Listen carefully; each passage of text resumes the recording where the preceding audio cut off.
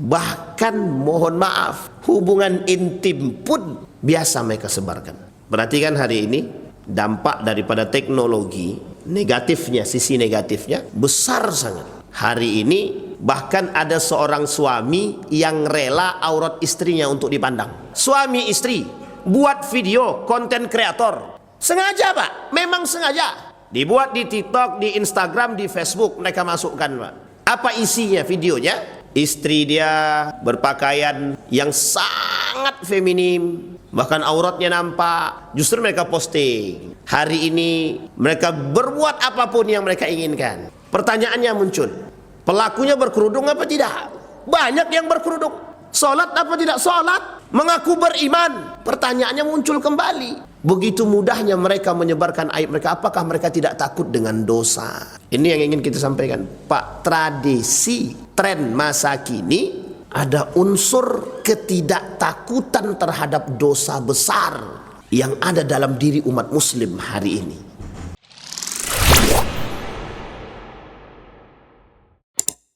Di dalam Al-Quran ada ayat yang berbunyi hudna libasul lahudna.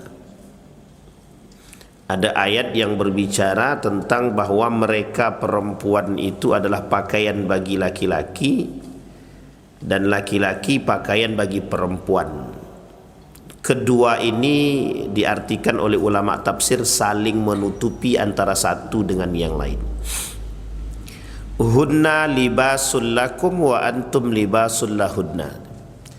Mereka saling menutupi antara satu dengan yang lain, ibarat baju, pakaian. Maka disebut di dalam Al-Quran kalimatnya libasun. Libas itu pakaian yang menutupi. Apakah yang ditutupi itu? Yang ditutupi apakah auratnya, apakah pribadinya, atau apakah itu aib keluarganya dan lain sebagainya. Nah, itu yang menjadi poin pembahasan kita di subuh hari ini. Mengapa poin ini yang saya angkat? Ada dua hal yang pagi ini kita ingin coba lihat dan telaah bersama. Yang pertama, persoalan rapuhnya rumah tangga disebabkan karena apa?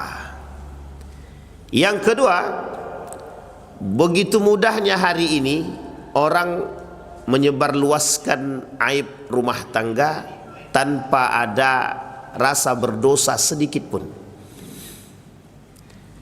Dan sebenarnya yang ketiga ada pembahasannya. Yang ketiga itu ada penyakit yang hari ini nampaknya begitu terlihat baik tapi rusak. Terlihat baik tapi rusak. Adanya program-program yang mempamerkan atau yang menampakkan kemesraan suami istri di hadapan publik.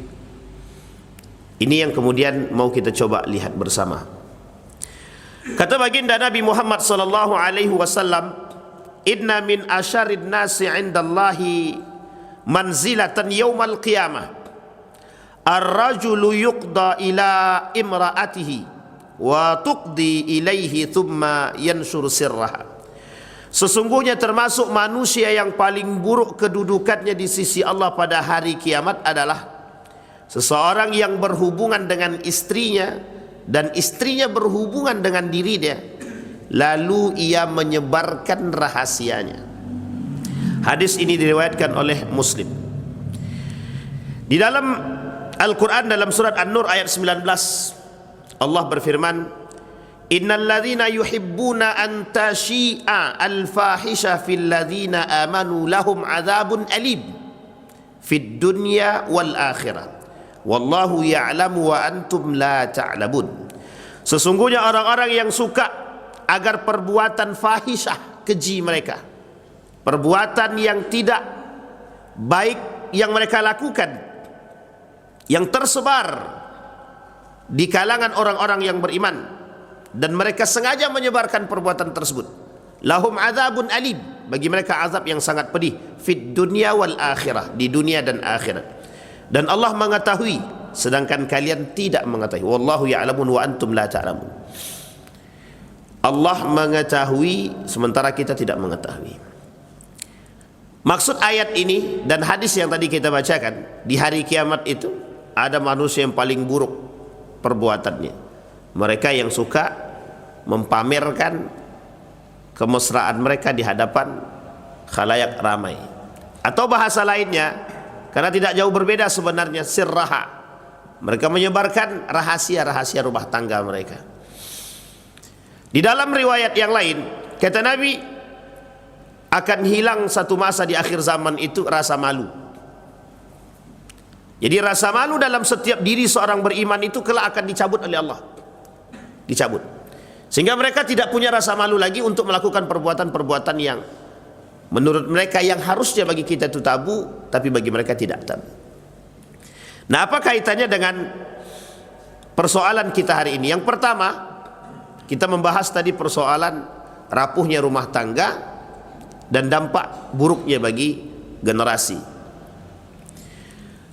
Bapak Ibu sekalian yang berbahagia, di tahun 2025 peningkatan angka perceraian dari 5.600 di tahun 2024, di tahun 2025 November naik menjadi 6.113 per tahun. Jadi angka perceraian itu naik. Angka perceraian itu naik. Mengapa ini menjadi poin serius bagi pemerintah? Ternyata Bapak Ibu, ini berdampak besar pada aspek generasi. Kita lihat kasus broken home. Broken home. Kita lihat apa dampak anak yang berasal dari rumah tangga yang rusak. Bapak Ibu boleh lihat ya, kasus menunjukkan dari penelitian, banyak penelitian melakukan penelitian, anak-anak yang broken home ini mayoritas bermasalah. Yang broken home, masalah pribadi dia, dampak daripada broken home banyak. Dan hari ini tren perceraian itu menjadi tren. Jadi cerai itu menjadi satu permainan. Di dalam hadis Nabi itu Allah sebutkan itu, abghadul halal ilallah at-talaq. Kalimatnya perhatikan baik-baik. Abghadud, dibenci, yang paling dibenci oleh Allah, tapi halal adalah talak, perceraian. Coba dinalar baik-baik kalimat ini, yang paling dibenci oleh Allah tapi halal. Bisa dipahami Bapak Ibu ya bahasanya, yang paling dibenci tapi halal. Pertanyaannya sederhana, yang diambil oleh orang hari ini apa? Yang dibenci oleh Allah kah atau yang halal kah?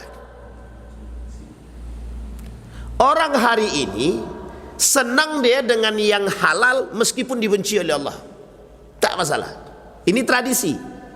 Arti tradisi di sini menjadi tren, menjadi sebuah kebiasaan. Dari sesuatu yang sangat tabu untuk dilakukan, tapi hari ini menjadi hal yang biasa. Oh, si fulan udah cerai dia, baru sebulan nikah udah cerai dia. Oh, si fulan bin fulan udah 3 pula suaminya. Nah, begitulah tren manusia sekarang. Jadi seolah-olah pernikahan itu tidak ada sakralnya lagi. Dr. Adian Husaini menuliskan dalam catatan rumah tangga itu, kata beliau, hari ini orang menikah itu bukan karena takwa, tapi karena cinta. Selesai cinta habis, karena dia tak punya takwa lagi. Makanya Bapak Ibu, ada satu penelitian dari seorang mahasiswa itu, beliau melakukan penelitian begini. Kewajiban pendidikan pranikah bagi orang yang ingin menikah. Dituliskan itu, kewajiban pendidikan pranikah bagi orang yang ingin menikah. Bahkan di KUA, merujuk kepada aturan pemerintah itu wajib adanya pendidikan, bukan wajib sebenarnya, anjuran keras bagi mereka yang ingin menikah untuk diberikan pendidikan nikah, pendidikan pranikah. Alasannya sederhana Pak, alasannya adalah tingginya tingkat perceraian. Sekarang kita lihat Pak, asbab tingkat perceraian itu apa? Sebab meningkatnya perceraian itu apa? Dr. Adian Husaini mengatakan bukan persoalan ekonomi saja, bukan persoalan cocok atau tidak cocoknya, bukan persoalan hanya pada aspek mampu atau tidak mampunya gitu. Tapi tidak adanya takwa dalam diri orang yang ingin menikah karena aspek cinta. Unik Pak, 20 tahun menikah, baru kenal Facebook, cerai. 20 tahun nikah, tiba-tiba sang suami kenal perempuan di Facebook, janda pula, belum tentu aslinya nampak seperti apa, besoknya gugat cerai. Cerai Pak, cerai. Begitu sederhananya perceraian itu. Dan tidak ada lagi unsur pengen balik, itu tidak ada Pak. Padahal di dalam urusan perceraian itu, dalam talak itu kan ada 3, 1, 2, 3. Kenapa 3 ini diberikan? Ada tahapan. Kalau dia 1, hendaknya dia berfikir kembali secara jernih, balik di akhlak Pak, etika. Kalau sudah talak 2 masih ada kemungkinan besar dia masih bisa balik dan diberikan kemudahan untuk kembali. Talak 2. Kalau sudah talak 3 berarti mohon maaf, di sini kita bisa memahami Pak, bahwa begitulah cara Islam menjaga rumah tangga. Tidak ujuk-ujuk nikah kemudian selesai begitu dan habis, tidak. Diberikan peluang untuk bisa kembali merajut rumah tangga yang baik. Esensi daripada rumah tangga itu begitu. Tren ini diambil atau dilakukan oleh orang barat Eropa. Hari ini mereka sudah mulai capek dengan tradisi itu, kita pula yang ikut. Eropa hari ini sudah mulai capek dengan tradisi perceraian, bahkan sudah capek dengan tradisi, mohon maaf, apa namanya itu ya, hubungan badan kebo itu apa namanya itu, kumpul kebo. Capek. Kita baru mau mulai. Itulah manusia sekarang. Uniknya Indonesia baru mau mulai kumpul kebo, mereka sudah mau punah. Coba bayangkan. Mereka sekarang sedang berpikir bagaimana membangun, meskipun mereka tidak Islam, tapi mereka berpikir bagaimana caranya membangun ketahanan rumah tangga. Karena mereka tahu dampak daripada perbuatan yang mereka lakukan. Apa dampak besar? Satu orang teman saya cerita begini, ketika dia tinggal di Belanda. Apa kata dia? Mudahnya seorang anak ketika dia suka dengan ibunya, dia bisa berhubungan badan dengan ibu kandung dia sendiri. Meskipun anak itu lahir tanpa, mohon maaf, tanpa ayah. Bayangkan, kita baru mau mulai. Kita ini muslimnya terbesar, tapi pengaruhnya besar berat daripada pemikiran-pemikiran itu. Profesor Dr. Haji Yunahar Ilyas membuat satu buku khusus persoalan gender. Hamid Fahmi Zarkasi menyinggung khusus tentang persoalan gender, dan itu dikaitkan dengan keadaan hari ini. Mengapa banyak perempuan nuntut cerai kepada suaminya? Nuntut, bukan laki-laki yang menceraikan, tapi perempuan yang nuntut untuk diceraikan, gugat cerai. Dan hari ini ditemukan banyak perempuan yang nuntut cerai. Kata teman saya yang di pengadilan agama itu, sekarang dia dipindahkan, dulu dia di sini, kemudian dipindahkan ke Jawa Barat. Saya tanya, mengapa perempuan kok banyak menggugat cerai suaminya? Entah Pak, tradisi. Artinya apa? Persoalan gender. Persoalan gender. Apa artinya? Artinya perempuan hari ini merasa lebih daripada laki-laki. Kadratnya Pak, merusak tatanan yang sudah Allah berikan. Ini poin penting Pak. Nah, ini asbab rusaknya rumah tangga. Asbab rusaknya rumah tangga. Ustaz, itu kan hanya dari satu sisi aspek perempuan aja. Ustaz gak bahas daripada laki-laki. Kalau laki-laki tak perlu dibahas Pak. Kita sudah paham dampaknya Pak. Perbuatan laki-laki juga kita sudah mengerti. Kalimat ar-rijalu qawwamuna 'alan nisa tidak bisa dikesampingkan. Apapun alasannya nggak bisa dikesampingkan. Ar-rijalu qawwamuna 'alan nisa tidak bisa Pak. Tapi ayat ini berkaitan dengan al-qist wal 'udul. Ayat ini berkaitan dengan keadilan, baik pada diri dia sendiri atau pada umumnya. Maka kalimatnya al-adil, al-adlu wal qistu. Adil, al-qistu adil pada diri dia sendiri, al-udul umum, adil dalam makna umum. Ini diperuntukkan untuk siapa? Laki-laki. Takhsis, khusus, bagi khususiahnya laki-laki. Tapi mengapa kemudian yang menjadi poinnya adalah perempuan? Karena kata Nabi, persoalan gender ini bukan persoalan main-main Pak, serius. Ternyata kata Nabi, di akhir zaman fitnah yang paling berat itu selain daripada yang dikatakan oleh Nabi kemarin adalah perempuan.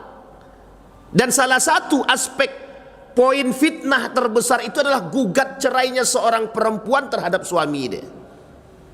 Dan apa sebab Pak? Ketimpangan derajat. Satu. Tapi kata Dr. Adian Husaini, bukan itu yang terbesar. Tidak punya takwa. Karena mereka menikah bukan atas dasar takwa, tapi cinta. Habis cinta selesai Pak. Oh, udah 2 tahun. Cinta itu paling berapa tahun lah Pak? Berapa tahun? Orang zaman dulu berpikir tentang cinta, menikah dia, mau cerai pikir ratusan kali Pak, ada anak, mau mikir ya Pak kalau pengen cerai itu. Kalau orang sekarang mau punya anak nggak punya anak, cerai-cerailah, tinggal cari baru aja pun.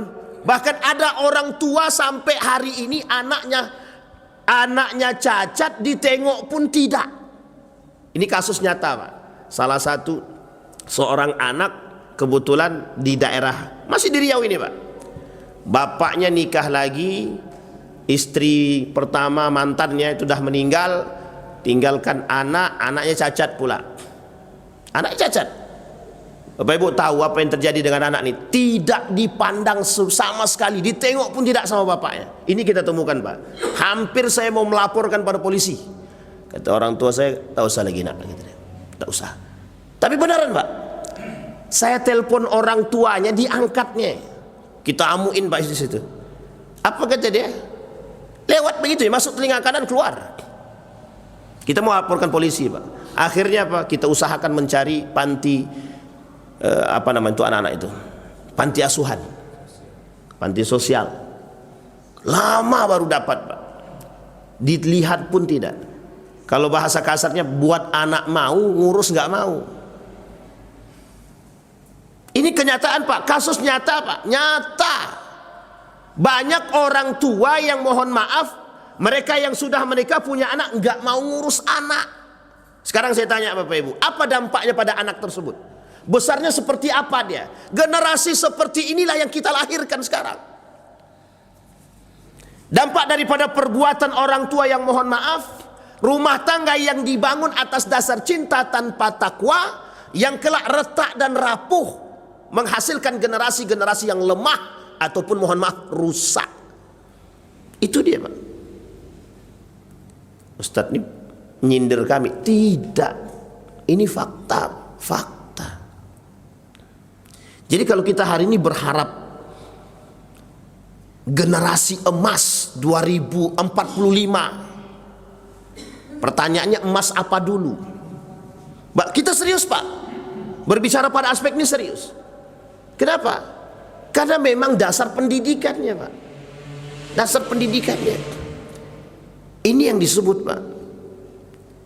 Maka fitnah yang disebutkan oleh Nabi, fitnah yang disampaikan oleh Nabi bukan sekedar cuma fitnah biasa, bukan. Dampaknya pada generasi. Dan ternyata benar. Itulah fitnah yang berat hari ini bagi kita. Dan kita semua ini bukan termasuk orang yang mohon maaf bisa mengatakan, oh kami ini pintar mendidik anak. Saya yakin, Pak, tidak. Tapi kita semua ini berpikir bagaimana memiliki generasi yang mohon maaf, hari ini kita tanam, besoknya kita pengen tahu hasilnya baik apa tidak. Karena kita nggak bisa berbuat apapun. Nah, ini poin penting. Sehingga Bapak Ibu sekalian yang berbahagia, kita lihat persoalannya sekarang. Kita kembalikan pada poin yang kedua dari apa pembahasan yang ingin kita bahas. Betapa mudahnya orang hari ini menyebarkan aib rumah tangga mereka. Mohon maaf, mereka bermasalah, cerai. Sekarang pakai media sosial kan mudah. Aku cerai itu karena begini, begini, begini. Itu disebutkan, Pak. Bahkan diekspos, Pak. Apa kata seorang ulama Al-Azhar? Mengecam perbuatan yang dilakukan oleh setiap umat muslim yang menyebarkan aib rumah tangganya, baik secara terang-terangan ataupun tersembunyi, baik media sosial ataupun tidak. Bahkan kata beliau termasuk pelaku perbuatan dosa besar orang yang suka menyebarluaskan aib rumah tangganya. Coba bayangkan, Bapak. Bahkan mohon maaf, hubungan intim pun biasa mereka sebarkan. Berarti kan hari ini dampak daripada teknologi negatifnya, sisi negatifnya besar sangat. Hari ini bahkan ada seorang suami yang rela aurat istrinya untuk dipandang. Memang sengaja suami istri buat video konten kreator. Sengaja, Pak, memang sengaja. Dibuat di TikTok, di Instagram, di Facebook, mereka masukkan, Pak. Apa isinya videonya? Istri dia berpakaian yang sangat feminim, bahkan auratnya nampak. Justru mereka posting. Hari ini mereka berbuat apapun yang mereka inginkan. Kasus-kasus yang baru sampai hari ini nggak selesai, bercerai, tak cerai-cerai, tapi diposting di media, baik Facebook dan lain sebagainya. Uniknya menjadi tontonan di media-media nasional. Kisah seputar selebriti jadi poin, Pak. Begitulah mudahnya hari ini aibnya orang-orang kita temukan. Pertanyaannya muncul, pelakunya berkerudung apa tidak? Banyak yang berkerudung. Sholat apa tidak sholat? Mengaku beriman. Pertanyaannya muncul kembali. Begitu mudahnya mereka menyebarkan aib mereka. Apakah mereka tidak takut dengan dosa? Ini yang ingin kita sampaikan, Pak. Tradisi, tren masa kini ada unsur ketidaktakutan terhadap dosa besar yang ada dalam diri umat muslim hari ini. Nah, sekarang kita lihat, Pak, apa sebab ketidaktakutan umat muslim terhadap dosa atas perbuatan ini. Yang pertama, lagi-lagi, Pak, karena kita ini perang pemikiran, saya tinjau dari sisi itu. Lagi-lagi yang penyebabnya adalah karakteristik atau karakteristik budaya Eropa yang begitu mudah dinikmati oleh orang Indonesia hari ini. Mudah, Pak, mudah sangat orang Indonesia hari ini. Kita ambil contoh, kita lihat di Eropa pasca runtuhnya Turki Utsmani. Sekarang kita lihat pergeserannya, Pak, pergeseran nilainya. Islam itu di dalam persoalan keagamaan, ketika Kemal Atatürk naik jadi seorang pemimpin, semua kaitannya dengan agama harus dikesampingkan, harus dikesampingkan. Pokoknya agama kesampingkan. Di dalam sekolah tidak boleh ada pendidikan agama, enggak boleh Pak, enggak boleh sama sekali. Di dalam perpolitikan pemerintahan digeser. Yang tadinya pakai kerudung haram, enggak boleh. Jadi pendidikan agama berkurang. Bukan berkurang bahkan. Tujuan dan harapan sekulerisasi tadi adalah bagaimana caranya tidak ada lagi pendidikan agama. Akhirnya apa yang terjadi? Dari mulai naiknya Kemal Atatürk menjadi seorang pemimpin, keberhasilan Kemal Atatürk daripada bisikan kaum Yahudi untuk membuat negara sekuler terjadi. Mereka mulai dari negara mereka yang disebut dengan Turki. Apa yang terjadi? Tidak ada lagi pendidikan agama, yang disebabkan oleh pengaruh siapa? Pemikiran Eropa yang masuk ke dalam Turki. Apa yang terjadi? Bergesernya nilai-nilai agama. Sampai hari ini Bapak Ibu yang pernah berangkat ke Turki boleh buktikan sendiri. Saya singgah di dalam hotel, saya tanya Pak, jadwal sholat nggak tahu. Saya tanya agamanya apa? Muslim. Jadwal sholat nggak tahu, tapi dia Muslim. Coba bayangkan, saking sekulernya Turki itu sampai pada titik itu Pak. Di beberapa masjid, di beberapa hotel. Masuk kami di 3 hotel, kita tanya Pak tempat sholat ada? Nggak ada. Disuruh sholat ke masjid. Dan dia nggak tahu sholat zuhur itu jam berapa, nggak tahu. Coba bayangkan. Saya tanya Pak, kebetulan tour guide kami itu Muslim. Saya tanya, Anda sholat apa tidak? Jawabannya apa? Lo nggak usah tanya saya sholat apa tidak, kata dia. Ada tanya lagi, Bapak agamanya apa? Muslim apa bukan? Muslim, kata dia. Tapi sholat nggak? Nggak usah tanya masalah sholat, itu tuh pribadi orang, kata dia gitu. Coba bayangkan Pak, saking sebegitunya sekularisasi yang terjadi di sana. Indonesia mulai mengalami proses itu gitu. Turki Utsmani sudah mau habis, kita baru mau. Turki sudah mulai habis, kita baru mau mulai. Jadi begitu pergeseran pemikirannya 1925 sampai hari ini 2025. Sekarang sudah naik 2026 meskipun awal Januari. Artinya berapa jauh Pak pergeseran nilai itu sudah dilakukan oleh mereka sampai hari ini.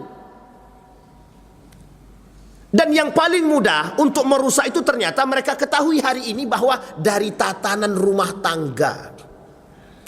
Salah satu yang bisa merusak generasi ke depan dalam rumah tangga. Itulah yang kemudian disebut dengan kapitalisasi rumah tangga. Jadi pahami Bapak Ibu ya poinnya, kapitalisasi rumah tangga. Kapitalisme dalam rumah tangga. Jadi harus dibuat begitu. Sekulerisme dalam rumah tangga, liberalisme dalam rumah tangga. Jadi tidak salah Pak ketika ini poin ini. Saking takutnya Adian Husaini terhadap kasus pendidikan hari ini, terkhusus dalam rumah tangga, beliau tuliskan satu buku judulnya Pendidikan Islam. Semua orang akan berpikir, oh pendidikan Islam apalagi yang mau dilakukan? Kami sudah keluaran pesantren, madrasah. Tapi ternyata buktinya apa? Hari ini tingkat perceraiannya drastis naiknya. Justru mohon maaf, yang menggugat cerai itu yang pakai kerudung. Bahkan mohon maaf hari ini Bapak Ibu, boleh Bapak Ibu cek perempuan-perempuan yang tidak berkerudung kadang-kadang gak ada yang gugat cerai itu. Sampai sebegitunya orang melakukan penilaian Pak. Tampangnya aja muslimah gitu deh. Tapi ternyata ini yang muncul dalam frame yang hari ini kita temukan. Akhirnya apa? Yang rusak apa? Islam.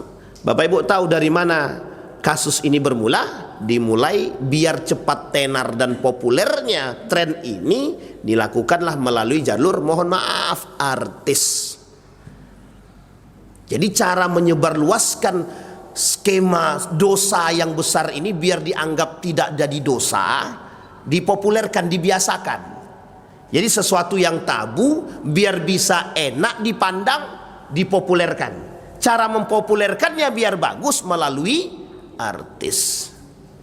Kenapa? Karena artis punya masa.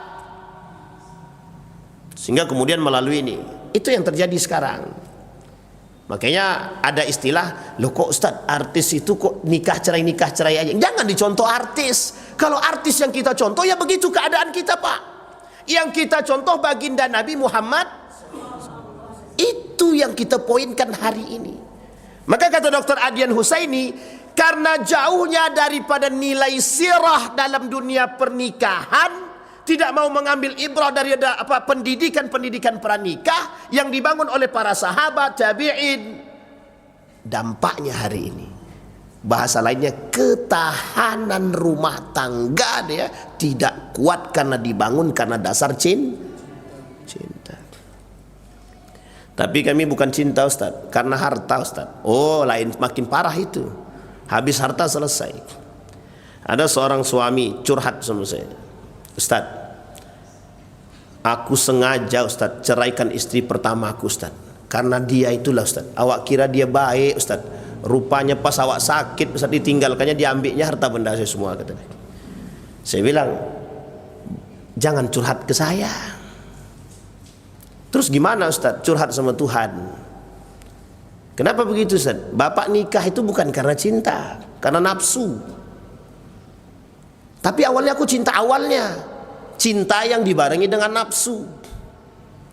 Karena kita nggak membangun rumah tangga karena takwa, bukan. Orang kita karena cinta aja, selesai cinta habis Pak. Sekarang banyak perempuan-perempuan, ada anak usia masih belia, baru lulus sekolah, mau kok dia menikah dengan om-om. Yang penting hartanya banyak kok. Sekarang saya tanya Pak, apakah nikahnya karena cinta, karena takwa? Bukan, karena harta. Dapat hartanya, diracuninya, mati, dia selesai urusan. Sekarang saya tanya Bapak Ibu, itu kasus, itu fakta atau cuma cerita gitu? Itu yang kita temukan. Nah disinilah pada sisi ini pakar pendidikan Dr. Adyan Husaini itu kemudian menilai.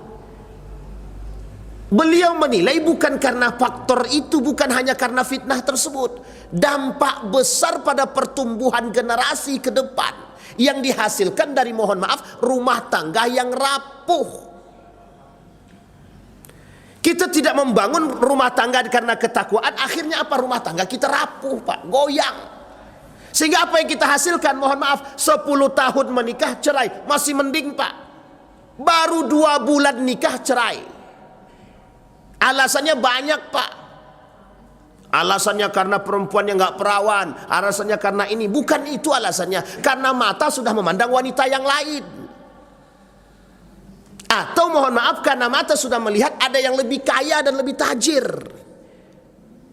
Basis pernikahan hari ini tidak diseriusi atas ketakwaan. Mohon maaf, sekarang kita lihat dampak negatifnya apa? Generasi yang rapuh. Saya banyak Pak menangani kasus seorang anak yang, mohon maaf, yang broken home.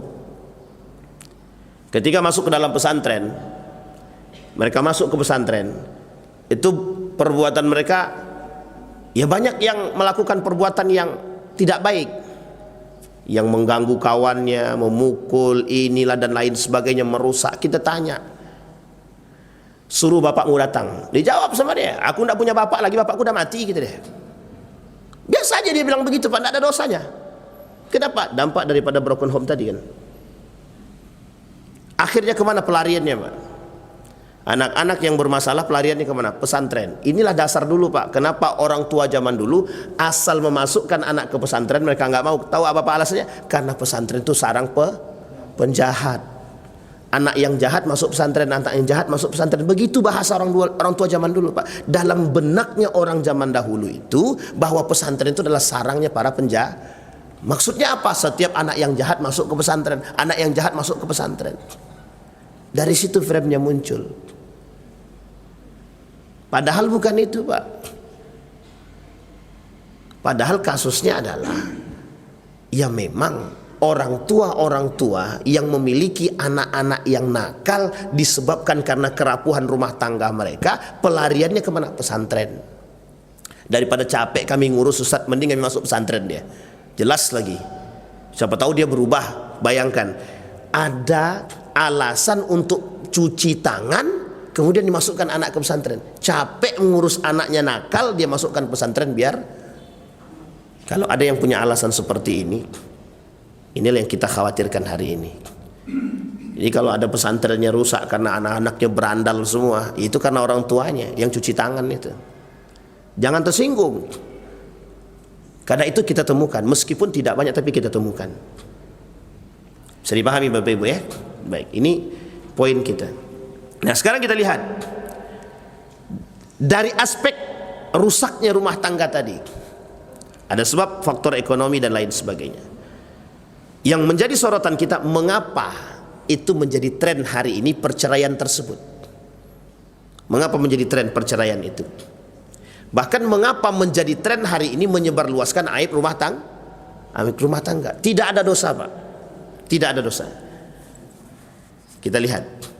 Karena rasa takut dengan Allah sudah nggak ada. Rasa takut dengan Allah sudah nggak ada. Sekarang kita sebutkan. Kalau Allah, kata Nabi dalam hadisnya, seburuk-buruknya manusia yang suka menyebar aibkan rumah tangga. Mereka berhubungan badan suami dan istri, istri dan suami, tapi mereka sebarkan. Pertanyaannya adalah, mengapa? Mengapa? Ada istilah penyakit hari ini sensasional.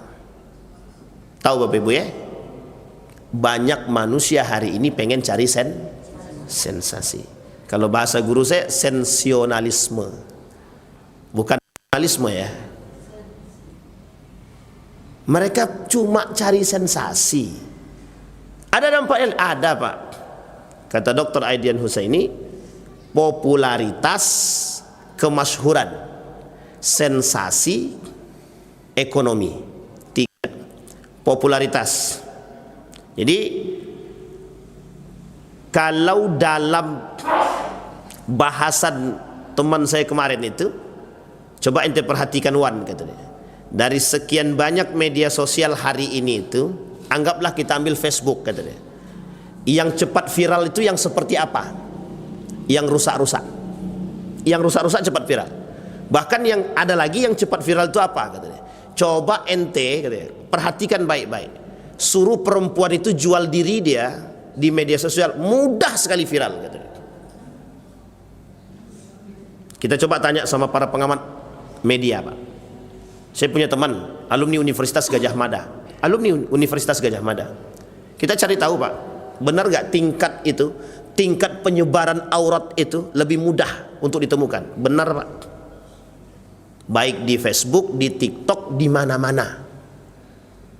Maka kalau Bapak Ibu melihat ada orang, ada perempuan jual auratnya, itu cuma pengen satu, sensasi, yang kedua pengen terkenal, yang ketiga ada faktor ekonominya, biar dapat duit. Popularitasnya begitu. Jadi tren. Nah, sekarang kita lihat kasus para artis yang suka menyebarkan aib mereka. Tujuannya apa? Sensasional, Pak. Sensasi. Yang kedua apa? Popularitas. Akhirnya apa? Terkenal dia. Setelah terkenal banyak pengikutnya. Setelah banyak pengikutnya, banyak yang mengikuti jejak-jejak dia. Baik itu dia yang dicaci, yang mencaci, ataupun yang menyukai. Uniknya, gaya berpikir masyarakat Indonesia ini, yang begini-begini yang suka. Yang model-model begini yang disenangi, Pak. Yang disenangi itu yang model begini. Kalau dulu ada namanya istilah kisah seputar selebriti, sekarang nggak ada lagi. Nggak perlu ada tontonan televisi. Lebih banyak yang nonton di Facebook, di TikTok dan lain sebagainya. Tinggal sebarkan di situ aja, selesai, Pak. Nah, sekarang yang kita sorotnya apa? Tren yang menjadi penyakit hari ini di tengah umat kita. Pertanyaannya, siapa yang bawa? Rasa malu yang hilang. Kata Nabi dalam hadisnya, tidak akan terjadi hari kiamat sampai hilangnya rasa malu dalam diri siapa? Orang muslim. Nah, Bapak Ibu sekalian yang berbahagia, ketika kita menyoroti kasus yang sama, yang serupa ini, apa kaitannya dengan ketahanan rumah tangga? Bapak Ibu, bagi anak yang melihat secara langsung perbuatan ibunya, kita ambil contoh, ada seorang perempuan sudah nikah, kerjaannya buka aurat di media. Anaknya sekarang sudah besar, alumni pesantren. Apa kata anaknya? Aku tak mau ngakui dia sebagai ibuku. Ini dampak perbuatan, Pak. Kita nasihati ibumu untuk bertaubat dan menghapus semua videonya. Karena videonya sudah terlanjur tersebar, yang bisa dihapus, yang tidak ya sudah. Dan haram bagi seorang anak untuk tidak mengakui ibu kandungnya, sekalipun mohon maaf ibunya berdosa. Haram. Bagaimanapun tetap itu ibu kandungnya, Pak. Tapi kan dampak ini, Pak, mohon maaf, rumah tangga nggak baik. Anak dan ibu tidak punya lagi kemesraan yang baik. Jadi kita sulit, Pak. Di sini aspek yang susah, Pak. Makanya kata Dr. Adian Husaini tersebut, kata beliau, sulitnya membangun rumah tangga sekarang itu karena dasar itu, gitu. Kita nggak pernah serius memperhatikan dampak daripada kasus-kasus ini. Kita nggak pernah melihat bagaimana kelak 20 tahun yang akan datang generasi kita ini dengan seperti apa, disebabkan karena perbuatan manusia hari ini. Nah, maka Bapak Ibu sekalian yang berbahagia, jangan remehkan sesuatu yang sederhana, jangan remehkan. Disinilah poin pentingnya kata Profesor Dr. Hamid Fahmi Zarkasi, membangun rumah tangga berdasarkan ketakwaan. Sehingga mohon maaf, orang yang bertakwa dia tidak akan ikut tren-tren masa kini, tidak akan ikut. Kita lihat ayat Al-Qur'annya, kata Allah dalam Al-Qur'an. Apa kata Allah dalam Al-Qur'an? Bahwa manusia itu, innal ladzina amanu, kata hai orang-orang yang beriman, kata Allah. Innal ladzina yuhibbuna an tashi'al fahisha, mereka yang hobinya tadi menyebarkan luas daripada aib mereka sendiri, fil ladzina amanu. Dan mereka sekarang bagi mereka orang-orang yang beriman, di antara orang-orang beriman mereka sebarluaskan. Lahum azabun alim, bagi mereka azab yang sangat pedih. Mengapa Allah mengancam mereka? Sebenarnya bukan karena tersebar luasnya aib mereka, bukan, tapi karena mereka tidak patuhnya kepada Allah dan tidak taatnya kepada Allah. Kemudian dikatakan, Pak, fit dunya wal akhirah, di dunia dan akhirat. Sekarang bagi Bapak Ibu, terkhusus bagi laki-laki saya tanya Bapak-bapak, ketika Bapak-bapak melihat perempuan yang tidak pakai baju, itu bagaimana? Bapak-bapak senang atau tidak senang? Abang jangan bilang tidak senang. Pak, kita tidak rusak, mereka tidak pengen. Iblis itu begitu caranya, Pak. Iblis itu tidak mau dia rusak sendiri. Dia mau rusak tuh bareng-bareng. Jadi dia ngajak kita untuk rusak gitu loh. Ini poinnya, Pak. Jadi kalau kata guru saya Dr. Fathur Rahman Kamal itu, orang-orang beriman, tubuh, bertobatlah. Manusia yang suka menyebarkan aib, yang suka buka-bukaan, tobatlah, kata dia. Benar, Pak. Nanti kita lihat pada poin yang ketiga, permasalahan yang ketiga. Wallahu ya'lamu wa antum la ta'lamun. Kalian, Allah tuh tahu apa yang kalian buat, meskipun kalian tak tahu apakah Allah tuh tahu atau tidak. Nah, kalau ada manusia yang mengatakan bahwa Allah tidak tahu apa yang kami buat, berarti manusia yang mohon maaf tidak beriman. Nah, sekarang pertanyaannya, apakah orang yang melakukan, yang suka menyebarkan aib, yang buka aurat tadi, mereka tahu tidak Allah itu tahu? Apakah mereka tahu bahwa Allah itu tahu? Kalau mereka tahu bahwa Allah itu tahu, pertanyaannya mohon maaf, mengapa mereka lakukan? Tidak punya iman. Baik. Poin pertama sudah, rapuh rumah tangga. Poin kedua, adanya tersebarnya aib. Yang suka menjadi tren hari ini menyebarkan aib rumah tangga. Sekarang poin yang ketiga, ada penyakit hari ini yang sering kita lihat dan kita temukan, bermesraan di hadapan umum, bahkan dibuat program khusus. Uniknya program khusus di salah satu tempat tertutup, cuma pakai media, lebih luas mana? Misal Bapak Ibu buat acara di masjid tertutup, tidak pakai kamera, kira-kira ada nggak orang luar yang tahu? Nggak ada. Sekarang istilahnya, Bapak Ibu mohon maaf, ada laki-laki perempuan ciuman dalam kamar, ada nggak yang tahu? Nggak ada. Tapi kalau disebarluaskan melalui media live streaming, kira-kira ada yang tahu nggak? Nah, sekarang kita perhatikan, Pak, kita lihat, Pak, apa hukumnya bermesraan di hadapan umum suami istri, bukan yang tidak suami istri. Kalau yang tidak suami istri kita sudah bahas, Pak, fitnahnya itu memang begitu memang. Jelas keharamannya. Sekarang hukumnya suami istri bermesraan di depan umum. Ulama Al-Azhar mengecam perbuatan yang, mohon maaf, orang yang suka bermesraan di depan umum, suami istri. Bahkan kata beliau, sebisa mungkin pegangan tangan, kalau tidak terpaksa tidak usah. Ustaz, kalau kami tidak pegang tangan istri kami hari ini, nanti dia dipegang orang lain gitu deh. Ini penyakit media ini begini Pak, penyakitnya begitu Pak. Nah sekarang kita coba mau tanya Pak, apa alasannya orang bermesraan depan umum hari ini? Ini Ustaz, kami pengen menampakkan kepada mereka rumah tangga kami ini baik. Ya Allah ya Rabbi ya Rahman, makin tak baik, makin tidak baik. Karena mereka pertama tidak malu. Bapak ibu berpelukan di depan umum tidak malu. Pakai jilbab besar, berpelukan suami istri, dipandang orang. Satu. Yang kedua, apalagi ada adegan ciuman, cium kening, ini menunjukkan rasa kasih sayang Ustaz, disebarkan di media. Maksudnya apa? Sekarang kita perhatikan Pak, mayoritas ulama mengatakan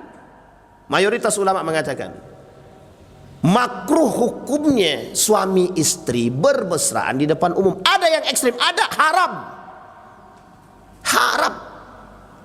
Nah sekarang pertanyaannya, bagaimana kalau mereka bermesraan di depan video, di depan HP, orang tidak ada yang melihat Ustaz, cuma live streaming aja.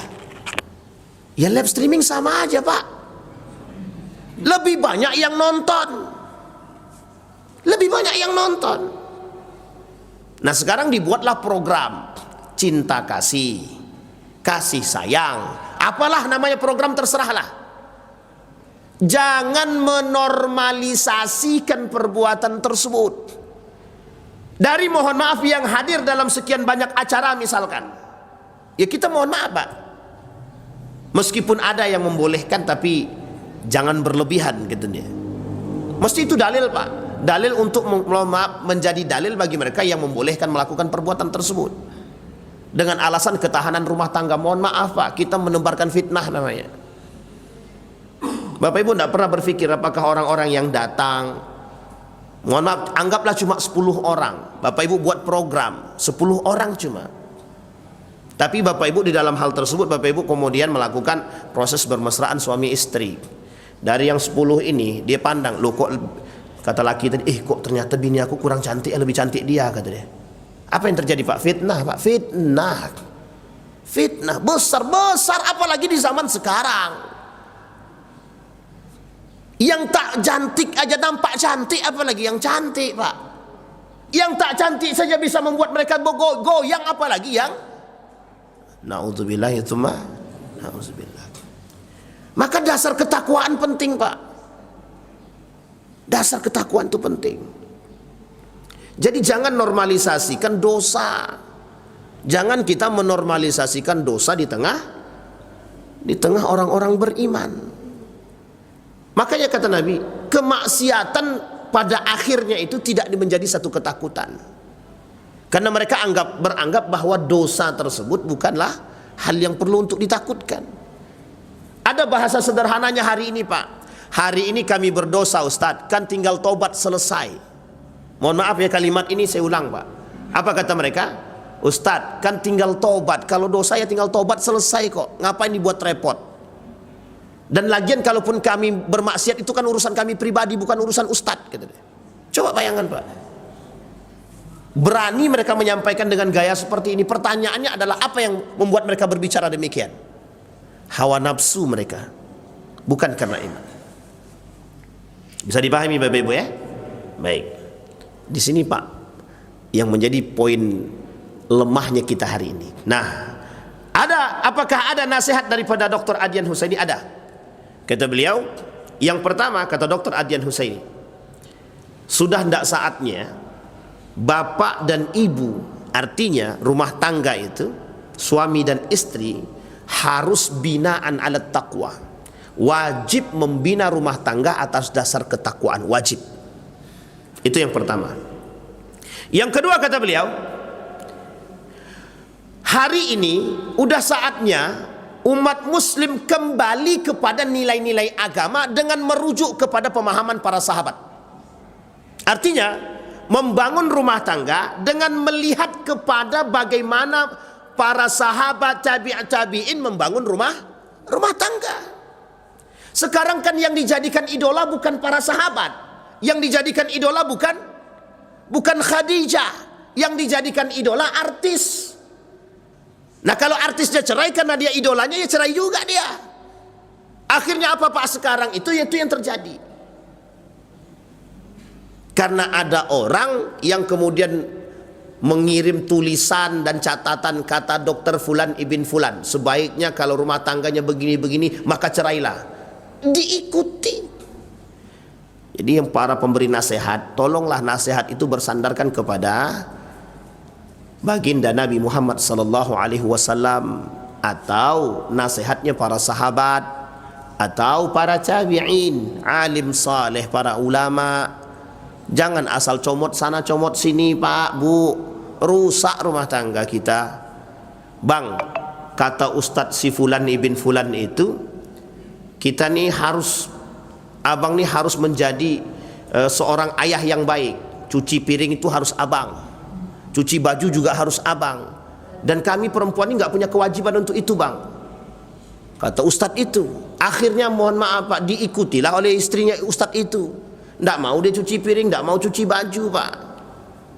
Kata suaminya, kata Ustadz yang lain bukan begitu. Kata Ustadz yang lain harus saling memahami.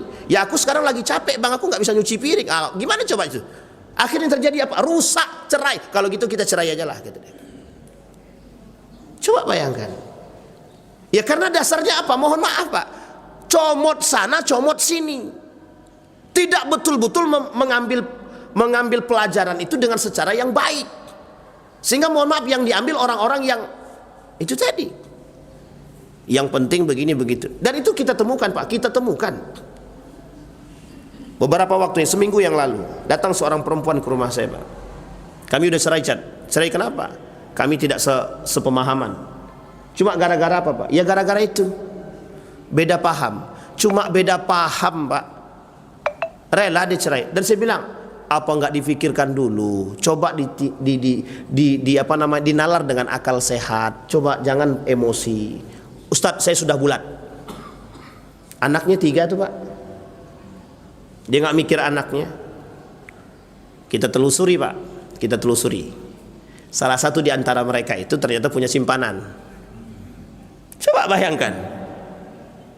Mohon maaf ya Bapak Ibu ya, mohon maaf.